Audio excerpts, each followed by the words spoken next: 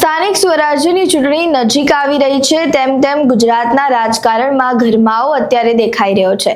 આગામી 26 એપ્રિલના રોજ આ ચૂંટણી યોજાવાની છે ત્યારે જે જનતા છે તે પોતાનો જનપ્રતિનિધિ પસંદ કરશે।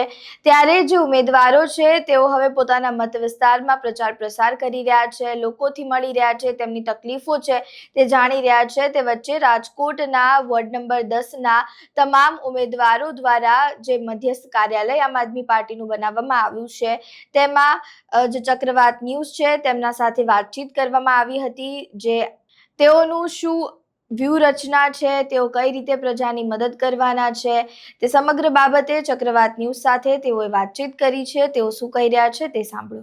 મૌલિકભાઈ દેલવાડિયા, કેવું લાગે છે 10 નંબરની અંદર તમે ઉમેદવારી નોંધાવી અને લોકો તરફથી મેં આની પહેલા પણ જાણ્યું હતું કે સારા એવા પ્રતિસાદ મળી રહ્યા છે, શું કહેશો તમે? જનરલી લોકસંપર્કમાં જઈએ છીએ ત્યારે એમની મૂળભૂત જે પાયાના પ્રશ્નો છે, જેમ કે વરસાદી પાણી ભરાવવું, ખરાબ પાણી આવવું, ડ્રેનેજના પ્રશ્નો છે, સાફ સફાઈના પ્રશ્નો છે, આવી પાયાની જરૂરિયાતને લગતા બધા પ્રશ્નો આવતા હોય। પછી અમુક જગ્યાએથી એવા પ્રશ્નો આવે છે કે શિક્ષણના માટેના જે કોઈ સારી સ્કૂલો નથી, કે સરકારી સ્કૂલની અંદર કોઈ ઇંગ્લિશ મીડિયમ સ્કૂલ નથી, બાગ બગીચા નથી, એ પાયાની ઘણી આ વોર્ડની અંદર જોઈએ છીએ કે મૂળભૂત જે નાગરિકોની હક છે અથવા જે જરૂરિયાત છે એને લગતા ઘણા પ્રશ્નો આવે છે। પણ અમે અમારી ટીમ સાથે જીતા બાદ અમે 108ની જેમ પ્રજા વચ્ચે રહી અને પ્રજાની સાથે રહી ગમે ત્યારે એની જરૂરિયાતના અમારા કોર્પોરેશનને લગતા કામ છે એ સિવાય પણ સરકારી કામ કોઈ પણ હશે તો અમે એમની સાથે રહીશું। અને એક અમારી ટીમ સાદી, સીધી અને સરળ ભાષામાં અને પારદર્શક રાજનીતિ કરવા આવ્યા છીએ અને બધા સાથે અમે પરિવારના સભ્ય બની રહીશું। હું જયદીપ નિંબાર્ક, વોર્ડ નંબર 10નો ઉમેદવાર। આમ આદમી પાર્ટીએ મને એક સેવા કરવાનો મોકો આપેલો છે। પહેલેથી અમે લોકોની વચ્ચે રહી, ગ્રાઉન્ડમાં લઈ, લોકો સાથે રહી અને સેવા કરતા હતા।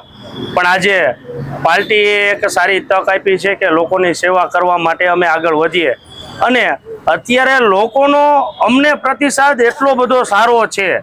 એક અમારી ઉપર લોકો આશાનું કિરણ રાખીને બેઠા છે અને અમારી એની નજરોમાં અમારી પાસે કંઈક અપેક્ષાઓ છે કે આમ આદમી પાર્ટી છે તે હવે કંઈક અમારા માટે, અમારા પ્રશ્નો માટે, જે ભ્રષ્ટાચારથી લોકો પરેશાન થાય છે એના માટે એક ઉમ્મીદનું કિરણ લઈને આમ આદમી પાર્ટી આવી છે અને લોકોનો પણ પોઝિટિવ પ્રતિસાદ જોઈ અમને પણ એની સેવા કરવાનો ખૂબ જ વધારે ઉત્સાહ થાય છે અને અમે આવનાર સમયની અંદર લોકોના ડાઉન ટુ અર્થ અને લોકોની વચ્ચે રહીને જેમ અત્યારે કેમ કોર્પોરેટરો હોય છે સોસાયટીમાં પૂછીએ તો કે હા જોયા હતા પણ 5 વર્ષ પહેલા 5 વર્ષ પછીના સીન તો કે હવે કોણ આવશે ની ખબર નથી, બરોબર છે।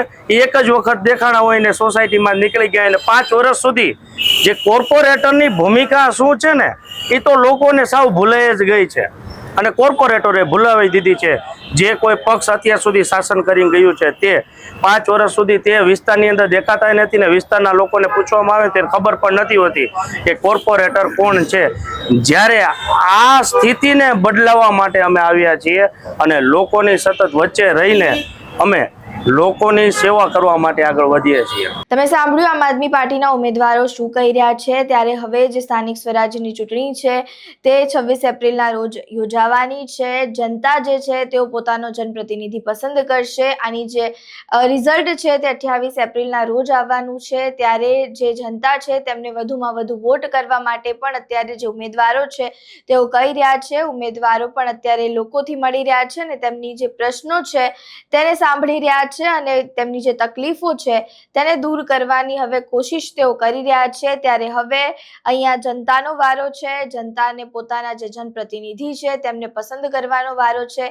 ત્યારે હવે અહીંયા જોવું રહ્યું કે રાજકોટ હોય કે પછી ગુજરાત હોય, કઈ પાર્ટીની કેટલી સીટ આવે છે અને કઈ રીતનું જે ગુજરાતમાં રાજકારણ છે સ્થાનિક લેવલે તે કેવું બદલાય છે।